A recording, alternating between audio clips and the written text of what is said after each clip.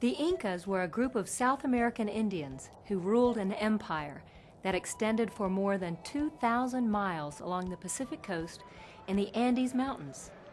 It consisted of about 12 million people. The name Inca actually refers to the ruling emperor, but is now generally used to mean the people or the empire as a whole.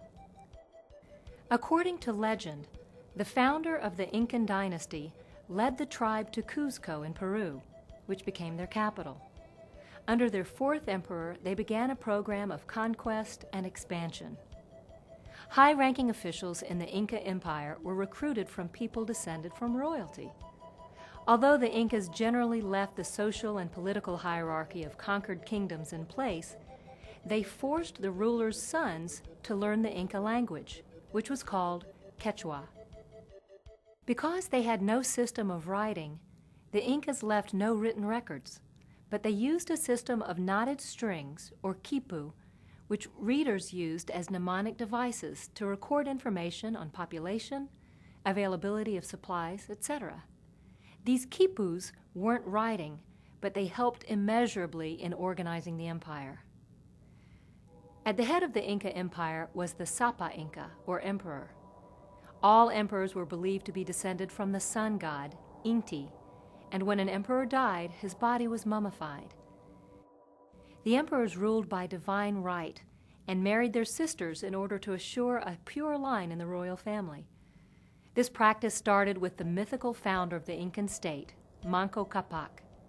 He married his sister, Mama Ocllo, when, according to legend, they both appeared miraculously out of the waters of a lake or cave, depending on accounts. Still centered in Peru at the time of the Spanish conquest in 1532, the Incan Empire stretched from Ecuador in the north to Chile in the south. Although the Inca showed a genius for organization, their culture progressed because they absorbed the highly developed social systems and the semi-rural communities of the kingdoms they conquered. The Incas established garrisons in the conquered lands, but the local communities stayed largely the same as they were before the Incas arrived. The imperial government was merciless towards its enemies and required an obedience close to slavery. It owned everything except houses and movable household goods. The common people cultivated the land in an organized system where members of the village worked together towards a common goal. The people were also drafted to labor on state projects, such as building roads and bridges and stocking of the tambos, or inns and warehouses. For purposes of administration, the empire was divided into 4 parts, and each part then divided into provinces. When a territory was conquered, the Inca carried out a census of the population and produced recorded information about the material and human resources in each province. Populations were then reshuffled as needed. Because they were transplanted and dominated by Inca colonists, the conquered people had less chance to revolt. Their languages and cultures were then molded to the Inca pattern. Religion was controlled by a hierarchy similar to the government, and it emphasized ritual and organization. Heading the Inca gods was Viracocha. His servants were said to be the sun, the god of the weather or thunder, the moon, the stars, the earth, and the sea. The sun god was the most important. Animal sacrifices, celebrations, ceremonies, rituals, and feasts were all part of Inca religion. The Andean area has rugged terrain, and its climate presented severe obstacles to the Incas.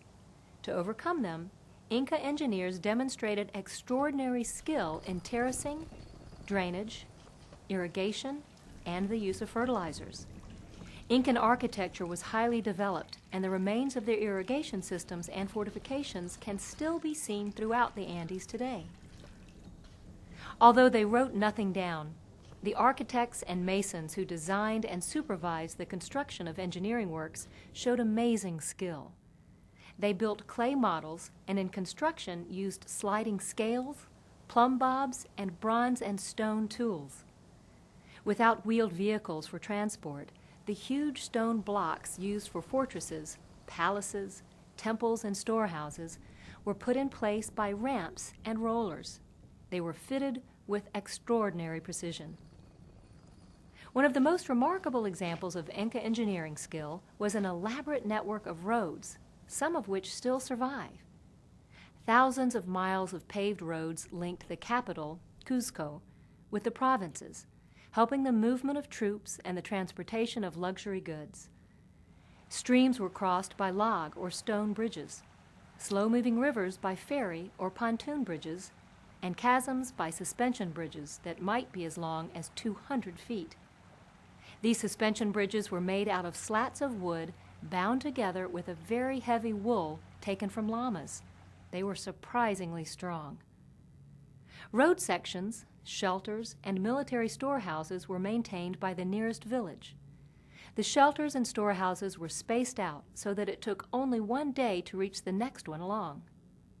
A village also supplied foot messengers for its sector. These men were essential in getting information to and from various parts of the empire. They worked 15-day shifts and relayed messages about every mile. The fast-moving relays could cover about 150 miles a day, a distance that later took the Spanish invaders 12 to 13 days to cover. Coca leaves played a central role in the building of the Incan Empire. The coca plant grows on the eastern slopes of the Andes, and the Indian workers chewed the leaves as a stimulant to make their hearts beat faster. They could then process more oxygen and work longer hours at very high altitudes. Without coca, they couldn't have walked more than 30 paces at 12,000 feet without fainting or getting sick. In the manufacture of textiles, the Inca produced elaborate multicolored tapestries. Their ceramics had a highly polished metallic hardness that was long-wearing. Mining was extensive. Of the metals mined, copper and bronze were for public use, but gold, silver, and tin were reserved for the emperor, the temples, and the upper nobility. When the Spanish conquistador Francisco Pizarro landed in South America in 1532, he lured the then Inca emperor into his camp and executed him. Although the Spaniards did not immediately subdue the Incas, the empire's highly personal and centralized political structure made it easier for the Spanish to take over. But although they conquered the empire initially without too much trouble, heroic Inca resistance carried on in many areas of Peru for several decades. Under Spanish rule, the Inca culture was greatly modified, and the Indian population was reduced to an inferior status. The native population of Peru are the descendants of the Inca, and they make up about 65% of the total population. The figure is even higher in Bolivia. Only in recent years have efforts been made to make Indians an integral part of national life in both those countries.